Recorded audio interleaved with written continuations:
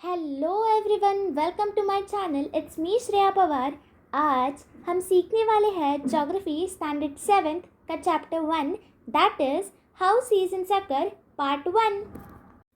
Before starting with the chapter explanation, हम लोग पहले जान लेते हैं कि ज्योग्राफी का एक्चुअल मीनिंग क्या है। What is geography? ज्योग्राफी मतलब क्या?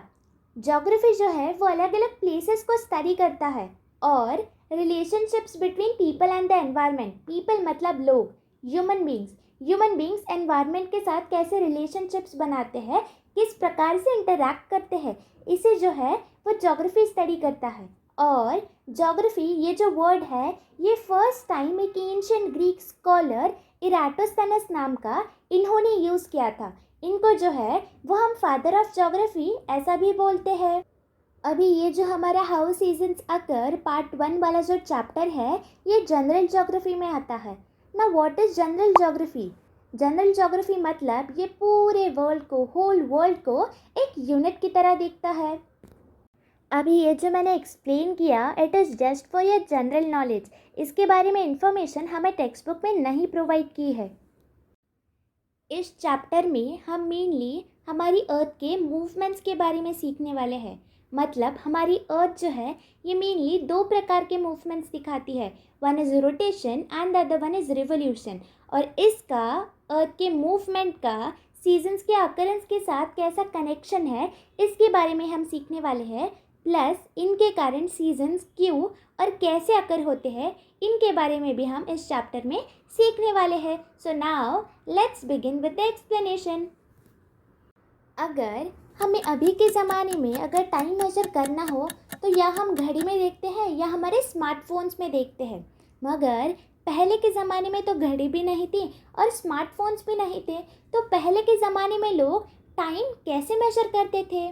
पहले के ज़माने में जो लोग थे वो सूर्य का उपयोग करके टाइम मेजर करते थे। मतलब हमने पहले के स्टैंडर्ड्स में भी सीखा था कि सन जो है वो ईस्ट में राइज होता है और सेट जो है वो वेस्ट में होता है। मतलब सनराइज ईस्ट में होता है और सनसेट वेस्ट में होता है।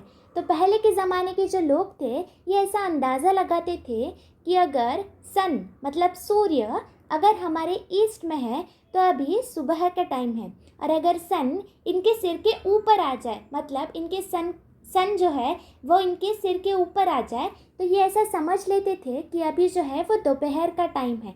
और अगर सूर्य इनके वेस्ट में आ जाए तो ये समझ लेते थे कि अभी जो है वो सनसेट होने वाला है और अंधेरा मतलब अभी रात का समय होने वाला है थोड़ी देर के बाद। और सन का उपयोग करते थे, या फिर ये जो आर ग्लास होता है जो कि इस शेप का दिखता है जिसमें सैंड होती है, तो जैसे जैसे ये आर ग्लास की एक साइड सैंड से भरती जाती थी उस अनुसार जो है वो ये समझ लेते थे कि अभी 1 घंटा पूरा होने वाला है या फिर 2 घंटे पूरे होने वाले हैं। तो पहले के ज़माने के लोग इस प्रकार से जो है वो टाइम मेजर करते थे। अभी आपने ये तो नोटिस किया ही होगा कि हमारा जो सनराइज़ होता है वो ईस्ट में होता है और जो सनसेट होता है वो वेस्ट में होता है।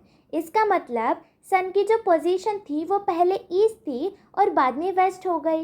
इसका मतलब सन की पोजीशन जो है वो चेंज हो गई।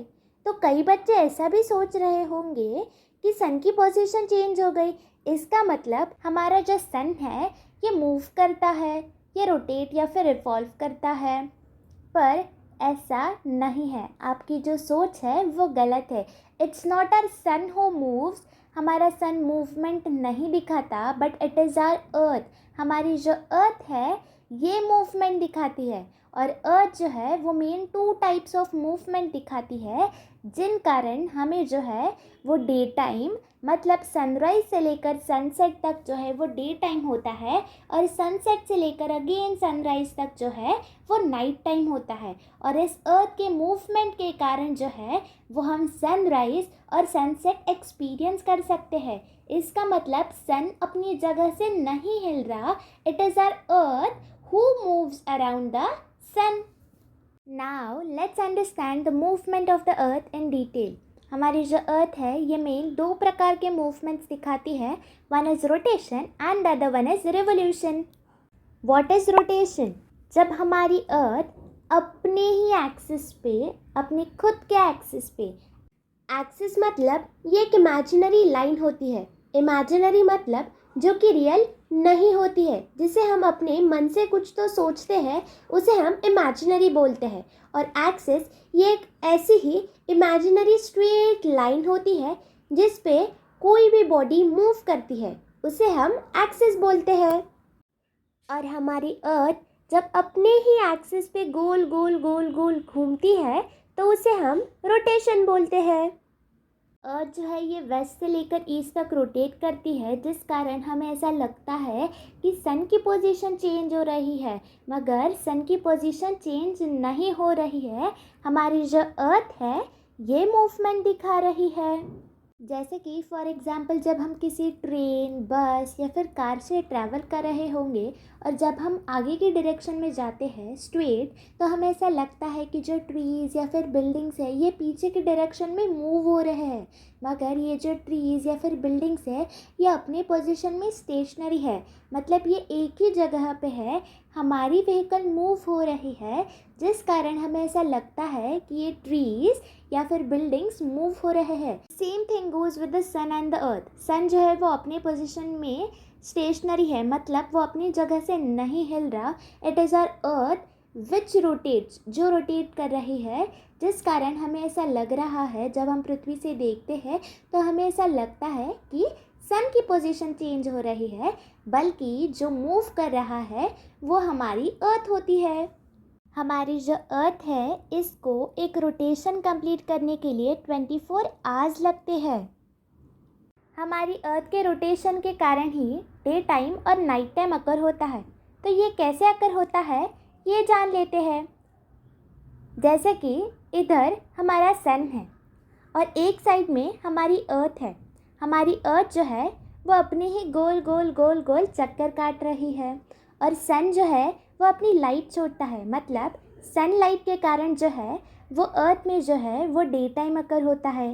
तो जो पार्ट अर्थ का जो पार्ट सन की तरफ फेस कर रहा है उधर डे टाइम होगा, और जो पार्ट पीछे की तरफ है, जो पीछे वाला पार्ट है वो डार्क हो जाएगा, क्योंकि सनलाइट जो है वो उधर तक पहुंच ही नहीं सकेगी, जिस कारण जो एरिया सन की तरफ फेस कर रहा है अर्थ का वो डे टाइम फेस करेगा, और जो पीछे वाला पार्ट होगा, जो पीछे वाला एरिया होगा वो जो है वो नाइट टाइम फेस करेगा। इस कारण अर्थ के मूवमेंट मतलब अर्थ के रोटेशन के कारण जो है वो डे टाइम और नाइट टाइम अकर होते हैं। अभी अर्थ के रिवोल्यूशन के बारे में हम वीडियो के नेक्स्ट पार्ट में सीखेंगे और आगे का चैप्टर भी कंटिन्यू करेंगे। Thank you for watching. Don't forget to subscribe, like and share my video.